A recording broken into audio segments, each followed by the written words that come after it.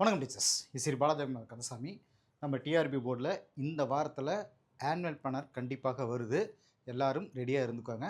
இனி அடுத்தடுத்து பியூஐ எக்ஸாம், அடுத்து யூஜிடிஆர்பி அண்ட் எஸ்ஜிடி எக்ஸாம், இதெல்லாம் அடுத்தடுத்து வந்துட்டு போஸ்டிங் வந்து ஃபில் பண்ண போகிறாங்க.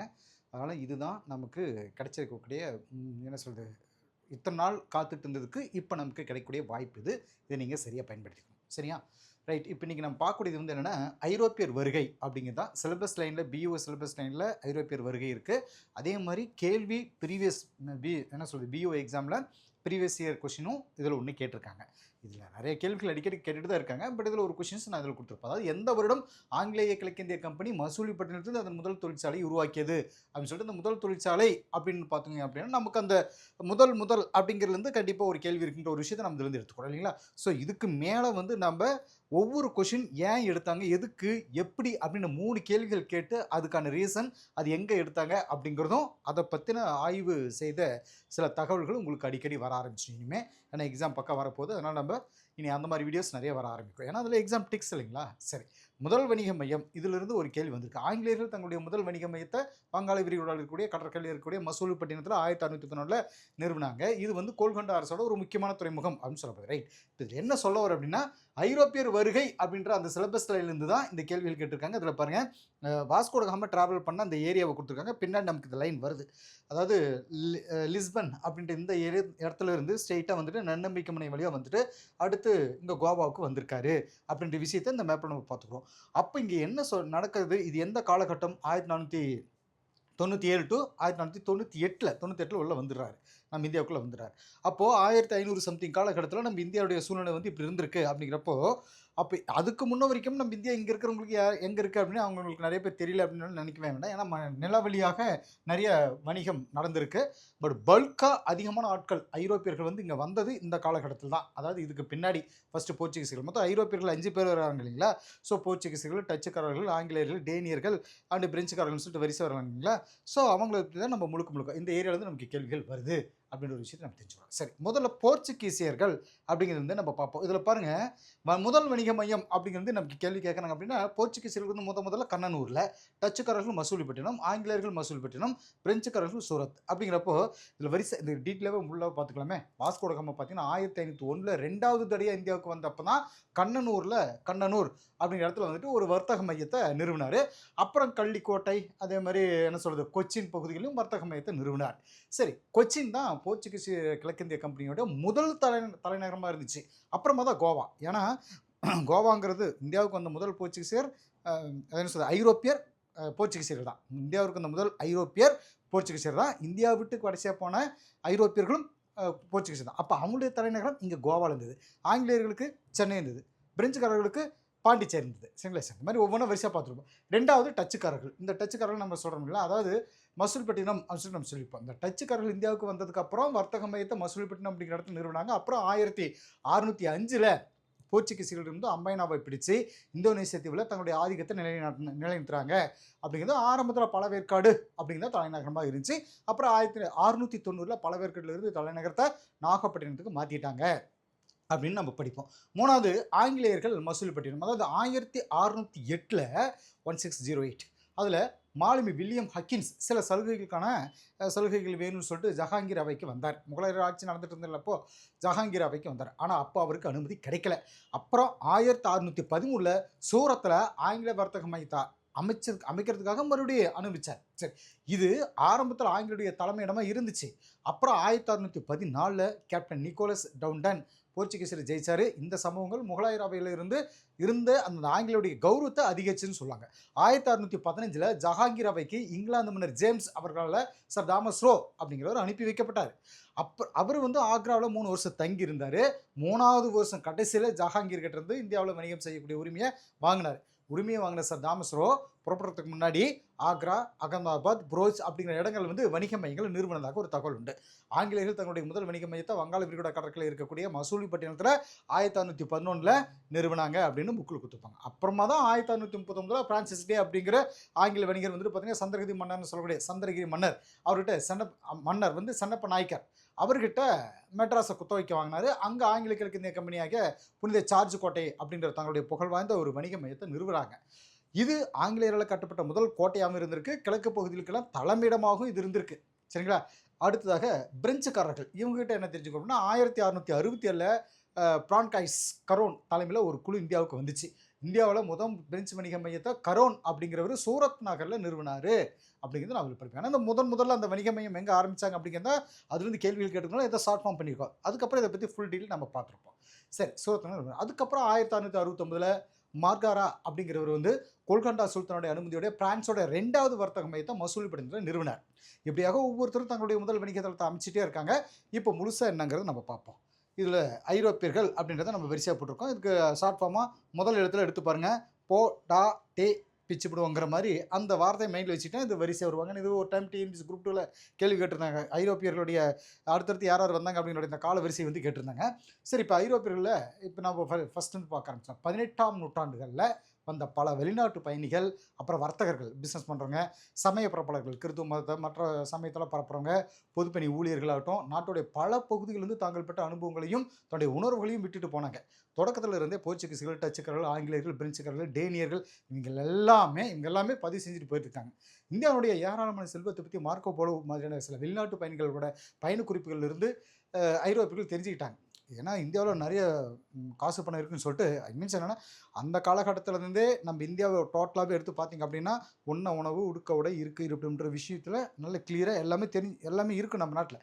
ஸோ இதை பேஸ் பண்ணி நிறைய செல்வ வளங்கள் நம்மகிட்ட இருக்குன்னு நல்லா தெரியும். ஆனால் தான் அப்போ இருந்தே அலெக்சாண்டர் காலகட்டத்தில் நம்ம இந்தியாவில் படம் எடுத்து வரணும், அங்கே போயிட்டு நம்ம செல்வங்களை எடுக்கணும் அப்படிங்கிற குறியாக இருந்தாங்க. ஸோ அந்த வகையில் இவங்க இந்த 18ஆம் நூற்றாண்டு காலகட்டங்களில் பார்த்திங்கன்னா இந்த ஐரோப்பியர்கள் தெரிஞ்சுக்கிட்டாங்க. இந்த குறிப்புகள் ஐரோப்பியர்கள் இந்தியாவை நோக்கி ஈர்த்ததுன்னு சொல்லாங்க. கிபி 1453 துருக்கியர்களால் கான்ஸ்டான்டினோபிள் அப்படிங்கிற பகுதியை பிடிச்சதுக்கப்புறம் அது நிலவழியில் இருந்தது. இந்தியாவுக்கும் ஐரோப்பாவுக்கும் இடையில நிலவழி மூடிட்டாங்க. துருக்கி வட ஆப்பிரிக்காவிலையும் பால்கன் தீபகற்பத்திலையும் நுழைஞ்சது. துருக்கி சரிங்களா, இது வந்து வட ஆப்பிரிக்கா. சரி, இது ஐரோப்பிய நாடுகள் வந்து கிழக்கு நாடுகளுக்கு ஒரு புது கடல் வழியை கண்டுபிடிக்கிறதுக்கு ஒரு தூண்டுதலாக இருந்துச்சுன்னு சொல்லாங்க. முதல்ல பார்த்திங்கன்னா நம்ம போர்ச்சுகீசியர்லேருந்து ஆரம்பிப்போம். இவங்க தானே இந்தியாவுக்கு அந்த முதல் ஐரோப்பியர். ஸோ போர்ச்சுகீஸ்லேருந்து நம்ம ஆரம்பித்தோம்னா ஐரோப்பிய நாடுகளில் போர்ச்சுகல் மட்டும் இந்தியாவுக்கு ஒரு புது கடல் வெளியை கண்டுபிடிக்கிறதுல ரொம்பவே ஆர்வம் இருந்துச்சுன்னு சொல்லலாம். அதில் குறிப்பாக பார்த்தீங்கன்னா போர்ச்சுகீஸ் இளவரசர் ஹென்றி, பொதுவாக அதாவது அவர் வந்து மாலுமி ஹென்றி அப்படின்னு சொல்லப்படுறார். மாலுமி ஹென்றி அவர் உலகத்தில் அறியப்படாத பகுதிகளை ஆராய்ச்சி செய்கிறதுக்கும் சாகச வாழ்க்கை வாழணும் அப்படிங்கிறது தன்னுடைய நாட்டு மக்களை ஊக்குவிச்சுட்டு இருந்தார். 1487ல் போர்ச்சுகீசிய மாலுமி பார்த்தலோமியா டயஸ் அப்படிங்கிறது தென்னாப்பிரிக்காவுடைய தெற்கு முனையை அடைஞ்சார். இந்த தென்னாப்பிரிக்காவுடைய தெற்கு முனை அப்படிங்கிறது நம்ம மேப்பில் நான் முன்னே காட்டினேன். இந்த பாருங்க, இதுதான் தென்னாப்பிரிக்காவுடைய தெற்கு முனை, நன்னம்பிக்கை முனை நம்ம சொல்கிறோம்ல. ஸோ இது வந்து தென்னாப்பிரிக்கா. இந்த தென்னாப்பிரிக்காவினுடைய தெற்கு முனை நன்னம்பிக்கை முனை வந்து பார்த்தலோமியா டயஸ் தான் ஃபர்ஸ்ட் இங்கே வந்திருப்பார். இங்கே வந்துட்டு திரும்ப போயிட்டார். அதுக்கப்புறமா தான் வாஸ்கோ ட காமா கிளம்பி வந்து இங்கே வந்துட்டு ஒரு இந்திய மாலுமியோடைய உதவியோட இந்தியாவுக்கு வந்து சேர்ந்தார் அப்படிங்கிறது வரலாறு. சரி, இதில் பார்த்தலோமியா டயஸ் அப்படிங்கிற இடத்துல வந்து நம்ம ஃபஸ்ட்டு அவர் நன்னம்பிக்கை முனை வந்து சேர்ந்திருப்பார். அதனால் 1487 அது பாருங்கள் 1498 தான் வாஸ்கோ ட காமா இங்கே வந்திருப்பார். சரி, இப்போ என்ன பார்த்தலோமியா டயஸ் தென்னாப்பிரிக்கோட தெற்கு முனை அடைஞ்சார். மன்னர் 2ஆம் ஜான் அவர் ஆதரிச்சார்னு சொல்லுவாங்க. அடுத்தது வந்தவர் வாஸ்கோ ட காமா. இவர் தென்னாப்பிரிக்காவோட தெற்கு முனையை அடைஞ்சு அங்கிருந்து மொசாம்பிக் பகுதிக்கு தன்னுடைய பயணத்தை தொடர்ந்தார். அப்புறமா இந்திய மாலுமியோருடைய உதவியோட கிபி 1498 கள்ளிக்கோட்டை வந்து சேர்ந்திருப்பார். அவரை கள்ளிக்கோட்டை கேரளா அந்த பகுதியில் இருக்கக்கூடிய மன்னர் சாமரின் வரவேற்றார். இரண்டாவதாக போர்ச்சுகீசியர் மாலுமி பெட்ரோ அஸ்வாரிஸ் 2வதாக வந்தவர். இது ரொம்ப முக்கியமானது. பெட்ரோ அஸ்வாரிஸ் காப்ரல் அப்படிங்கிறவர் வாஸ்கோ ட காமாவுடைய கடல் வழியை ஃபாலோ பண்ணிகிட்டே 13 கப்பல்களில் சில 100 வீரர்களுடைய 1500ஆம் வருஷம் கள்ளிக்கோட்டைக்கு வந்து சேர்ந்தார். வாஸ்கோ ட காமா மறுபடியும் இந்தியாவில் ஃபஸ்ட்டு 498 வந்துட்டு 1498 வந்துட்டு திரும்ப போயிட்டு மறுபடியும் 1501 20 கப்பல்களுடைய 2வது முறையாக இந்தியாவுக்கு வந்தார். அந்த நேரத்தில் தான் கண்ணனூரில் ஒரு வர்த்தக மையத்தை நிறுவினார். அப்புறம் கள்ளிக்கோட்டை, கொச்சின் பகுதிகளிலையும் வர்த்தக மையத்தை நிறுவினார் வாஸ்கோ ட காமா. இதனால் கோபமான மன்னர் சாமரின், ஏன்னா சாமரின் தானே முதல்ல வாஸ்கோ ட காமாவை இந்தியாவுக்குள்ளே வரவழைச்சார். அதாவது என்ன, இந்தியாவிற்கு வந்து வாஸ்கோ ட காமா வரவேற்று நல்ல சிறப்பு மரியாதை கொடுத்தாரு இல்லைங்களா. ஆனால் இவர் என்ன பண்ணிட்டாரு, அந்த டைமில் நல்லா சுமூகமாக போயிடுச்சு 1498. அதுக்கப்புறம் போயிட்டு 1501 வந்ததுக்கப்புறம் கிட்டத்தட்ட பார்த்திங்கன்னா ஒரு 3 வருஷம் கழிச்சு வந்துட்டு இங்கே வந்து வர்த்தக மையத்தை ஆரம்பிக்கிறப்ப சாமரின் அவர்களுக்கு கோவம் வர ஆரம்பிச்சு அந்த மன்னருக்கு. இவர் போர்ச்சுகீசியர்களை தாக்க ஆரம்பித்தவர் சாமரின். ஆனால் அவர் போர்ச்சுகீசியர்களை தோற்கடிக்கப்பட்டார். சாமரின் தோற்று போயிடுவார். அப்புறம் கொச்சின் போர்ச்சுகீசிய கிழக்கிந்திய கம்பெனியுடைய முதல் தலைநகரமாக மார்ச் 1524 சரிங்களா 1524 முதல் தலைநகரமாக ஆயிடுச்சு. அது வந்து கொச்சின் வந்து முதல் தலைநகரமாக ஆயிடுச்சு. அந்த விஷயம் அதோடு முடிஞ்சது. 1524 வாஸ்கோடகாம் 3வது முறையாக இந்தியாவுக்கு வந்தார். அதுதான் இங்கே நம்ம மென்ஷன் பண்ணியிருப்போம். 1524 இந்தியாவுக்கு வந்தார். அந்த டைமில் நோய்வாய்ப்பட்டு டிசம்பர் 1524 கொச்சியில் காலமாயிடுவார் வாஸ்கோடகாமா. இது ஒரு முக்கியமான வரலாற்று தகவல். இவருக்கு பின்னாடி வந்தவர் தான் பிரான்சிஸ்கோ டி அல்மெய்டா அப்படின்னு சொல்கிறது. இவருடைய பேர் டக்குன்னு வந்தால் நீல நீர் கொள்கை. நீல நீர்னா கடல்கள் வழியாக இருக்கக்கூடிய அந்த கொள்கை அப்படிங்கிறது மற்றவங்க யாரும் அந்த கடல் வழியை தெரிஞ்சுக்கூடாதுங்களா அவர் ரொம்ப உஷாராக இருந்தார். இவருடைய காலகட்டம் 1505 1509 4 வருஷம் தான் இருக்கும். இவர் இந்தியாவில் இருந்த போர்ச்சுகீசிய பகுதிகளுக்கு 1505 வந்த முதல் ஆளுநர் இவர் தான். இந்தியாவில் போர்ச்சுகீசிய கப்பற்படையை பலப்படுத்துறது அல்மெய்டாவோட முக்கியமான நோக்கமாக இருந்துச்சு. அதுக்காக அவர் பின்பற்றின அந்த கொள்கை நீலநீர் கொள்கை அப்படிங்கிறது பேர். சரிங்களா? இந்திய பெருங்கடலில் அரேபியா ஏகபோக வர்த்தகத்தை போர்ச்சுகீசியர் தகர்க்க முயற்சி செய்கிறப்போ அது எதிர்மறையாக துருக்கி அந்த எகிப்து இதெல்லாம் பாதிச்சது. பீஜப்பூர் மற்றும் குஜராத்தினுடைய அந்த சுல்தான்கள் போர்ச்சுகீசியருக்கு எதிராக எகிப்து துருக்கி சுல்தான்களுக்கு ஆதரவு கொடுத்துட்டு இருந்தாங்க. இதனால் துறைமுகங்களை வந்து அதனுடைய கட்டுப்பாட்டை விரிவுபடுத்துறதை பற்றி போர்ச்சுகீசியர் கவலை அடைஞ்சிட்டு இருந்தாங்க. ஸோ இந்த நிலையில தான் சாவல் அப்படின்ற ஒரு இடம், சவால் இல்லை, சாவலுக்கு பக்கத்தில் நடந்த கடற்படை போரில் முஸ்லீம் கூட்டுப்படைகள் போர்ச்சுகீசியரை தோற்கடிச்சது. இந்த போரில் அல்மெய்டாவுடைய மகன் கொல்லப்பட்டார். பிரான்சிஸ்கோ டி அல்மெய்டாவுடைய மகன் கொல்லப்பட்டார் அப்படிங்கிற ஒரு விஷயம் இந்த வரலாறு நம்ம போகிறோம். இல்லைன்னா அதுக்கப்புறம் டையூல் நடந்த கடற்போரில் அல்மெய்டா முஸ்லீம் கூட்டுப்படைகளை தோற்கடித்தார்.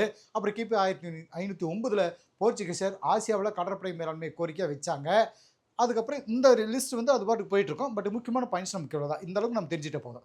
அடுத்து பாருங்கள், அல்போன்சா டி அல்புகர்க். அவர் தான் அடுத்ததான் வந்த போர்ச்சுகீசியர். இந்தியாவில் போர்ச்சுகீசிய அதிகாரத்தை உண்மையிலேயே நிறுவனவர் இவர் தான்.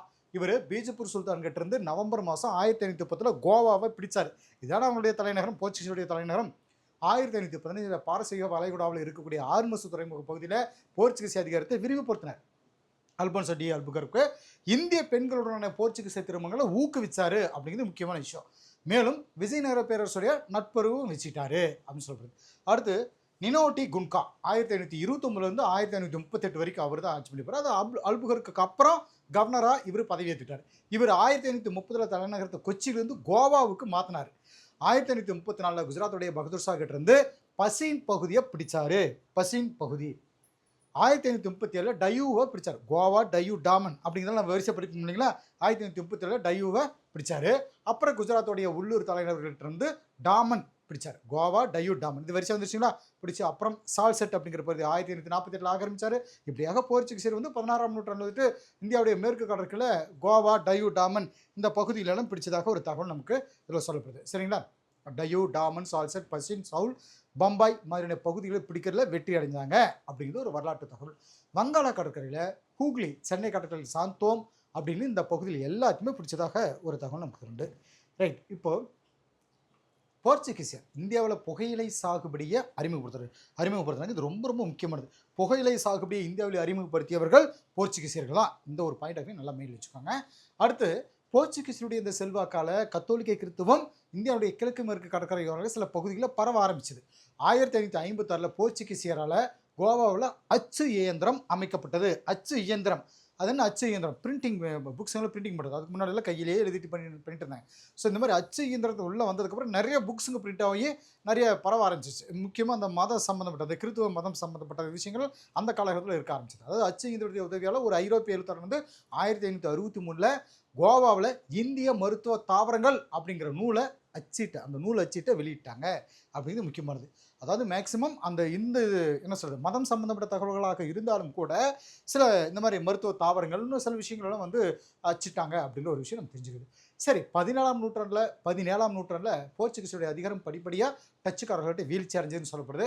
அது மட்டும் இல்லாமல் 1739 போர்ச்சுகீசிய அதிகாரம் கோவா டயூ டாமன் அப்படின்ற இந்த 3 பகுதிகளோட நின்றுடுச்சு. அவங்க அவ்வளோதான் சுருங்கிட்டாங்க. அதோட அடுத்ததாக டச்சுக்காரர்கள் அப்படின்னு சொல்லிட்டு பார்த்தீங்கன்னா டச்சுக்காரர்கள் இவங்க வந்து பார்த்தீங்கன்னா போர்ச்சுகீசியர்களை தொடர்ந்து டச்சுக்காரர்கள் இந்தியாவுக்கு வந்தாங்க. 1602 நெதர்லாந்து ஐக்கிய கிழக்கிந்திய கம்பெனி அப்படின்ற நிறுவனத்தை தொடங்கி கிழக்கிந்திய நாடுகளில் வர்த்தகம் செய்கிறதுக்கு அரசுகிட்ட அனுமதியும் வாங்கிட்டாங்க. டச்சுக்காரர்கள் இந்தியாவுக்கு வந்ததுக்கு அப்புறம் அவங்க வர்த்தக மையத்தை மசூலிப்பட்டினம் அப்படின்ற இடத்துல நிறுவனாங்க. அதுக்கப்புறம் கிபி 1605 அம்பாய், அதாவது போர்ச்சுகீசியர்கிட்ட இருந்து அம்பாயினாவை பிடிச்சு இந்தோனேசியா தீவில் ஆதிக்கத்தை நிலைநிறுத்தினதா ஒரு தகவல் உண்டு. அது மட்டும் இல்லாமல் போர்ச்சுகீசியர்கிட்ட இருந்து நாகப்பட்டினத்தை பிடிச்சு தென்னிந்தியாவில் தங்களுடைய வலிமையை அங்கே நிலைநாட்டிட்டாங்க அப்படின்றது ஒரு தகவல். வலிமையை நிலைநாட்டிட்டாங்க அப்படின்றது. ஆரம்பத்தில் பழவேற்காடு அப்படிங்கிறது தான் டச்சுக்காரருடைய தலைநகரமாக இருந்துச்சு. அதுக்கப்புறம் 1690 பழவேற்காட்டிலிருந்து தலைநகரத்தை நாகப்பட்டினத்துக்கு மாற்றிட்டாங்க. இந்திய பொருட்கள்னு சொல்லக்கூடிய இந்த பட்டு, பருத்தி, இண்டிகோ, அரிசி, அபினி இது எல்லாமே வந்து டச்சுக்காரருடைய வர்த்தகம் செஞ்ச பொருட்கள்னு சொல்லப்படுது. கருப்பு மிளகு பாருங்கள், கருப்பு மிளகு அது மட்டும் இல்லாமல் நறுமண பொருட்கள் மேலான அந்த வியாபாரத்தில் அவங்களுக்கு ஏகபோக உரிமை இருந்ததாக ஒரு தகவல் சொல்லப்படுது. இதில் என்னென்னா, இந்தியாவில் பழவேற்காடு, சூரத், அதே மாதிரி சின்சுரா, காசிம் பஜார், பாட்னா, நாகப்பட்டினம், பாலசோர், கொச்சின் இந்த மாதிரி இடங்களில் அவங்களுடைய முக்கியமான வர்த்தக மையங்கள் இருந்துச்சுன்னு சொல்லப்படுது. இதெல்லாம் வந்து கீழே உங்களுக்கு இதில் வரிசை கொடுத்துருக்கேன். பாட்னாங்கிறதெல்லாம் ஆங்கில கிழக்கிந்திய கம்பெனி 17ஆம் நூற்றாண்டு முழுசும் டச்சு போர்ச்சுகீசியர்களுக்கு போட்டியாக இருந்துட்டு இருந்துச்சு. இந்த நிலையில் தான் 1623 டச்சுக்காரர்கள் அம்பாயினாவில் 10 ஆங்கில வியாபாரிகளையும் 9 ஜப்பானியர்களையும் இரக்கம் இல்லாமல் கொண்டாங்க. இந்த நிகழ்வு டச்சு மற்றும் அந்த ஆங்கிலேயர்கிட்ட மேலும் சில பகமையை வளர்த்துட்டு வந்துச்சு. 1759 நடந்த பெட்ரா போரில் ஆங்கிலேயர்கள் டச்சுக்காரர்களை தோற்கடிச்சாங்க. அதாவது தொடர்ந்து டச்சு கடைசியாக வீழ்ச்சியடைய ஆரம்பிச்சிச்சு. டச்சுக்காரர்கள் நம்ம இந்தியா விட்டு போக வேண்டிய சூழ்நிலை வர ஆரம்பிச்சிச்சு. அடுத்தடுத்து தன்னுடைய குடியாட்டங்களை ஆங்கிலேயர்கிட்ட இழந்த டச்சு அரசு 1795 முழுமையாக ஆங்கிலேயர்கிட்ட ஒப்படைச்சது. இது ஒரு முக்கியமான தகவலை நான் சொல்கிறோம். சரி, தமிழ்நாட்டில் வந்து இந்த டச்சுக்காரருடைய பங்களிப்பு என்னென்னா, 1502 அதிலிருந்து பழவேற்காடு மேலே கட்டுப்பாட்டை ஏற்படுத்திட்டு இருந்த அந்த போர்ச்சுகீசியர்கள் டச்சுக்காரர்கள் தங்களுடைய ஆதிக்கத்தை இழந்தாங்க. பழவேற்காட்டில் டச்சுக்காரர்கள் 1513 கெல்ட்ரியா கோட்டையை கட்டினாங்க. இது கெல்ட்ரியா கோட்டை அப்படிங்கிறது ஒரு மைண்டில் வச்சுக்கோங்க. 1513 இந்த கோட்டை ஒரு காலத்தில் டச்சு அதிகார மையத்தோட இருப்பிடமாக இருந்துச்சு. அந்த காலகட்டத்தில் பார்த்திங்கன்னா பழவேற்காட்டில் இருந்து வைரங்கள் மேற்கத்திய நாடுகளுக்கு ஏற்றுமதி செஞ்சாங்க. நாகப்பட்டினம், பரங்கிப்பேட்டை, கடலூர், தேவனாம்பட்டினம் அப்படின்னு இது எல்லாமே டச்சுக்காரர்களுடைய கோட்டைகள். அது மட்டும் இல்லாமல் அவங்க பிடிச்ச பகுதிகள் அப்படின்னு சொல்லப்படுது. அடுத்ததாக ஆங்கிலேயர்கள், இவங்களை பற்றி நம்ம பார்க்கும் பொழுது இவங்களை பற்றி நம்ம இந்தியாவை ஆட்சி பண்ணிட்டு இருந்தாங்க சொன்ன முடியாது ரொம்ப காலம். இங்கிலாந்து ராணி எலிசபெத் கிழக்கிந்திய நாடுகளுடைய வர்த்தகம் செய்கிறதுக்காக கவர்னர் மற்றும் லண்டன் வர்த்தகர்கள், இந்த பிசினஸ்மேன், இந்த நிறுவனத்துக்கு 1600 டிசம்பர் 31 பாருங்கள். இதுக்கு அடுத்த நாள் என்ன, 1601 ஜனவரி 1 பாருங்கள். அந்த வருஷத்தோடைய கடைசி மாதம் கடைசி நாளில் அன்னைக்கு ஒரு அனுமதி பட்டியம் அவங்க கொடுத்தாங்க. அந்த நிறுவனம், அந்த கம்பெனி ஒரு கவர்னர் 24 இயக்குநர்களோட இருந்துச்சுன்னு ஒரு தகவல் உண்டு. 1608 ஜஹாங்கீர் அவைக்கு மாலுமி வில்லியம் ஹாக்கின்ஸ் சில சலுகைகளை வாங்குறதுக்காக அனுப்பி வைக்கப்பட்டார். அவர் சூரத் நகரில் ஒரு வணிக மையத்தை அமைக்கிறதுன்னா ஒரு அனுமதி கேட்டார். ஆனால் போர்ச்சுகீசியருடைய தலையீட்டால் ஜஹாங்கீர் அனுமதி கொடுக்கல. இந்த நிலையில தான் 1612 சூரத்துக்கு பக்கத்தில் நடந்த அந்த கடற்போரில் ஆங்கில தளபதி தாமஸ் பெஸ்ட் அப்படிங்கிறோம் போர்ச்சுகீசிய கடற்படையை தோற்கடிச்சிருப்பார். பேரரசர் ஜஹாங்கீர் 1613 சூரத்தில் ஆங்கில வர்த்தக மையத்தை அமைக்கிறதுக்கு அனுமதி கொடுத்தாரு. இது ஆரம்பத்தில் ஆங்கிலேயருடைய தலைமையகமாக இருந்துச்சு. இந்த நிலையில் தான் 1614 கேப்டன் நிக்கோலஸ் டவுன்டன் போர்ச்சுகீசியரை ஜெயிச்சார். இந்த சம்பவங்கள் முகலாயர் அவையில் ஆங்கிலேயருடைய கௌரவத்தை அதிகரிச்சதாக சொல்லப்படுது. 1615 சர் தாமஸ், அதாவது ஜஹாங்கீர் அவைக்கு இங்கிலாந்து மன்னர் ஜேம்ஸ் அவர்களால் சர் தாமஸ் ரோ அனுப்பி வைக்கப்பட்டார். அவர் ஆக்ராவில் 3 வருஷம் தங்கியிருந்தார். 3வது வருஷம் கடைசியில் பேரரசர் ஜஹாங்கீர் கிட்ட இந்தியாவில் வணிகம் செய்கிற உரிமையை வாங்கின சர் தாமஸ் ரோ புறப்படுறதுக்கு முன்னாடி ஆக்ரா, அகமதாபாத், அப்புறம் புரோச் அப்படின்ற இந்த பகுதிகளில் இந்த இடங்கள் எல்லாம் வணிக மையங்களை நிறுவினார். ஆங்கிலேயர் தங்களுடைய முதல் வணிக மையத்தை வங்காள விரிகுடா கடற்கரை இருக்கக்கூடிய மசூலிப்பட்டினத்தில் 1611 நிறுவினாங்க. இதுதான் நமக்கு பியூவில் கேட்ட ஒரு கேள்வி. இது கோல்கண்டா அரசருடைய ஒரு முக்கியமான துறைமுகம்னு சொல்லப்படுது. 1639 பிரான்சிஸ் டே அப்படிங்கிற ஆங்கில வணிகர் சந்திரகிரி மன்னர் சென்னப்ப நாயக்கர்கிட்ட அப்படிங்கிறவர்கிட்ட மெட்ராஸை குத்தகைக்கு வாங்கினார். அங்கே ஆங்கில கிழக்கிந்திய கம்பெனி புந்திய ஜார்ஜ் கோட்டை அப்படிங்கிற ஒரு வணிக மையத்தை நிறுவிச்சு. இது ஆங்கிலேயர்கள் கட்டப்பட்ட முதல் கோட்டை அப்படின்னு இதை சொல்லப்படுது. கிழக்கு பகுதி முழுக்கும் இது முழுமைக்குமான ஒரு தலைமையிடமாக இது இருந்துச்சுன்னு சொல்லப்படுது. இங்கிலாந்து மன்னர் 2ஆம் சார்லஸ் போர்ச்சுகீசிய இளவரசி காத்ரின் திருமணம் செஞ்சுக்கிட்டாங்க. திருமணம் சீதனமாக பம்பாய் தீவை போர்ச்சுகீசிய மன்னர்கிட்ட இருந்து வாங்கிட்டார். 1668 ஆங்கில கிழக்கிந்திய கம்பெனி ஆண்டுக்கு 10 பவுண்டுகள் கொத்தவிக்கிறது அந்த பம்பாய் தீவை மன்னர் 2ஆம் சார்லஸ் கிட்ட இருந்து அதை வாங்கிச்சு அந்த ஆங்கில கிழக்கிந்திய கம்பெனி. 1690 சுதநிதி அப்படின்னு சொல்லக்கூடிய இந்த பேர் மைண்டில் வச்சுக்கோங்க. இந்த கல்கத்தாவுக்கு பழைய பேர்னு சொல்லுவாங்க. கல்கத்தா இருக்குங்களா, இப்போ கொல்கத்தான்னு சொல்கிறோம். ஸோ அப்போ கல்கத்தா சுதநிதி அப்படிங்கிற இடத்துல ஜாப் சார்னாக் அப்படிங்கிறவரால ஒரு வர்த்தக மையம் நிறுவப்பட்டுச்சு. சுதநிதி, காளிகட்டம், கோமிதிப்பூர் இந்த 3 சிட்டி சேர்ந்தது தாங்க கல்கத்தா. சரிங்களா? அப்படின்னு இந்த 3 கிராமங்களுடைய ஜமீன்தார் உரிமையை 1698ல கிழக்கிந்திய கம்பெனி வாங்கிச்சு. இந்த 3 கிராமங்களுக்கு பின்னால இது என்ன ஆகும்னா, அது கல்கத்தா நகரமாக வளர்ச்சி அடைஞ்சதுன்னு ஒரு தகவல் உண்டு. 1660 அதாவது 1696ல சுதந்திர ஒரு வலிமையான ஒரு கோட்டை கட்டப்பட்டது.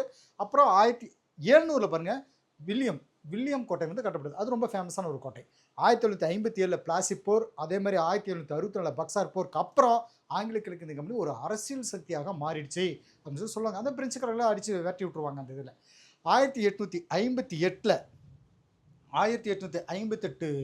வரைக்கும் ஆங்கில கிழக்கிந்திய கம்பெனி ஆட்சிக்கு கீழே இருந்துச்சு அப்படின்றது ஒரு தகவல். 1800 அதாவது கிழக்கிந்திய கம்பெனி 58 வரைக்கும் இருந்துச்சுங்க. கம்பெனியுடைய அந்த அதிகாரத்தை நீக்கிட்டு ஆங்கில அரசே டைரெக்டாக அதை எடுத்துக்கும். எப்போ விக்டோரியா மகாராணியுடைய பேரறிக்கு அப்புறம், அது 1858க்கு அப்புறம் இந்தியா ஆங்கில அரசுடைய நேரடி கட்டுப்பாட்டு கீழே வந்துருச்சு. அடுத்ததாக பாருங்க டேனியர்கள். இந்த டேனியர்கள் வந்து நம்ம என்ன தெரிஞ்சுக்கணும், டென்மார்க் அரசர் 4ஆம் கிறிஸ்டியன் 1616 மார்ச் 17ல ஒரு பட்டயத்தை வெளியிட்டு டேனிஷ் கிழக்கிந்திய நிறுவனத்தை உருவாக்கினார். பாருங்க, வர்றவங்கெல்லாம் கிழக்கிந்திய கம்பெனி தான் வர்றாங்க இல்லைங்களா? ஸோ அவங்க வந்து 1620ல் தரங்கம்பாடியில், அதாவது தரங்கம்பாடிங்கிறது நம்ம தமிழ்நாட்டில் இருக்கக்கூடியது, 1676ல் செராம்பூர், அது வந்து வங்காளத்தில் இருக்கக்கூடியது. இந்த இடங்களில் வந்து குடியேற்றங்களை அவங்க ஸ்டார்ட் பண்ணாங்க. செராம்பூர் டேனியருடைய இந்திய தலைமை இடமாக இருந்துச்சு. டேனியர்கள் இந்தியாவில் தங்களை பலப்படுத்திக்க தவறிட்டாங்க அப்படின்னு தான் சொல்லணும். ஏன்னா பிரிட்டிஷ்காரங்க அதில் முந்திட்டாங்க. இதனால் 1845ல் டேனியர்கள் இந்தியாவில் இருந்த தங்களுடைய குடியேற்றங்கள் எல்லாத்தையும் ஆங்கில அரசுக்கு வித்துட்டாங்க. தரங்கம்பாடிய டேனியர்கள் டானஸ்பர்க், இது ஒன்று மைண்டில் வச்சுக்கோங்க, டானஸ்பர்க் அப்படின்னு டேனியர்கள் சொல்லுவாங்க. அவங்களுடைய பேர் வந்து டேனியர்கள் வந்து என்ன சொன்னால் தரங்கம்பாடின்னு சொல்கிறது டானிஸ்பர்க் அப்படின்னு சொல்லி ஒரு ஸ்டைலாக சொல்லிட்டு இருப்பாங்க. ஆனால் அவங்க வாயில் அப்படி தான் வருது. சரி, சீகன் பால்கு அப்படிங்கிறவரை டென்மார்க்குடைய அரசர் இந்தியாவுக்கு அனுப்பிச்சார். சரிங்களா? அவர் தரங்கம்பாடியில் ஒரு அச்சுக்கூடத்தை நிறுவனார் அப்படின்னு தான் அவங்களுடைய தகவல் போயிட்டுருக்கோம். அடுத்து பாருங்கள் பிரெஞ்சுக்காரர்கள். பிரெஞ்சு அப்படின்னு வரும்பொழுது பிரெஞ்சு கிழக்கிந்திய நிறுவனம் மன்னர் 14ஆம் லூயியோட அமைச்சர் கால்பர்ட் அப்படிங்கிறவரால் 1664 உருவாக்குனாங்க. 1667ல் பிரான்காய்ஸ் கரோன் தலைமைக்கு கீழே ஒரு குழு இந்தியாவுக்கு வந்துச்சு. வியாபாரத்துக்காக இந்தியாவுக்கு வந்த ஐரோப்பிய நாடுகளில் கடைசி ஐரோப்பிய நாடு பிரான்ஸ் தான். இந்தியாவில் முதல் பிரெஞ்சு வணிக மையத்தை கரோன் அப்படிங்கிறவர் சூரத் நகரில் நிறுவனார். 1669ல் பார்த்தீங்கன்னா மார்காரா அப்படிங்கிறவர் கோல்கொண்டா சுல்தான் கிட்ட அனுமதி வாங்கிட்டு பிரான்ஸோட 2வது வர்த்தக மையத்தை மசூல்படுத்தின நிறுவனார். 1673ல் பீஜப்பூர் ஆட்சியாளர் செர்கான் டோடிக்கு கொடுத்த மானியத்தின்படி மார்டின் அப்படிங்கிறவர் பாண்டிச்சேரி இந்தியாவுடைய ரொம்ப முக்கியமான, அது மட்டும் இல்லாமல் ஒரு வளமான பிரெஞ்சு குடியேற்றமாக இருந்துச்சு. பாண்டிச்சேரியில் செயின்ட் லூயிஸ் அப்படின்னு சொல்லப்படக்கூடிய கோட்டையை பிரான்காய்ஸ் மார்டின் அப்படிங்கிறவர் கட்டினார். வங்காளத்துடைய முகலாய ஆளுநரான செசிஸ் கானுடைய அனுமதியை வாங்கிட்டு 1673ல் இந்த பாருங்க 1673ல் பிரெஞ்சு கிழக்கிந்திய கம்பெனி கல்கத்தாவுக்கு பக்கத்தில் சந்திரநாகூர் அப்படின்ற நகரத்தை நிர்மாணிச்சது. பிரெஞ்சு கிழக்கிந்திய நிறுவனம் இந்தியாவில் பல இடங்களில் வர்த்தக மையங்களை நிறுவிச்சு. குறிப்பாக கடலோர பகுதியில் சொல்லப்படக்கூடிய மாஹி, காரைக்கால், பாலசோர், காசிம் பசார், சரிங்களா, காசிம் பசார், இந்த மாதிரி இடங்கள் எல்லாம் தன்னுடைய முக்கியமான இடங்களாக கடற்கரை பகுதிகளில் இருக்கக்கூடிய மையங்கள் அப்படின்னு சொல்லப்படுது. 1742ல் பிரெஞ்சு கிழக்கிந்திய கம்பெனியுடைய ஆளுநரான ஜோசப் பிராங்காய்ஸ் டியூப்லே அப்படிங்கிறவர் நியமனம் செய்யப்பட்டார். அவரை நியமனம் செஞ்சதால் பிரெஞ்சு அதிகாரம் மேலும் பலமாயிடுச்சுன்னு சொல்லலாம். அவருக்கு அப்புறம் பாண்டிச்சேரியுடைய பிரெஞ்சு ஆளுநரான டூமாஸ் அப்படிங்கிறவர் வந்தார் இவருக்கு பின்னாடி. சரிங்களா, டூமாஸ் அப்படிங்கிறது வந்தார். ரைட், இது வந்து எக்ஸா நியூஸாக நமக்கு புக்கு கொடுத்துருப்பாங்க. என்ன அப்படின்னா, தூரத்தில் இருக்கக்கூடிய கிழக்கு நாடுகளுடைய வணிகம் செய்கிற நோக்கத்தில் 1731ல் ஜோதன்பர்க் அப்படிங்கிறவரில் ஸ்வீடன் கிழக்கிந்திய கம்பெனியை நிறுவனார்.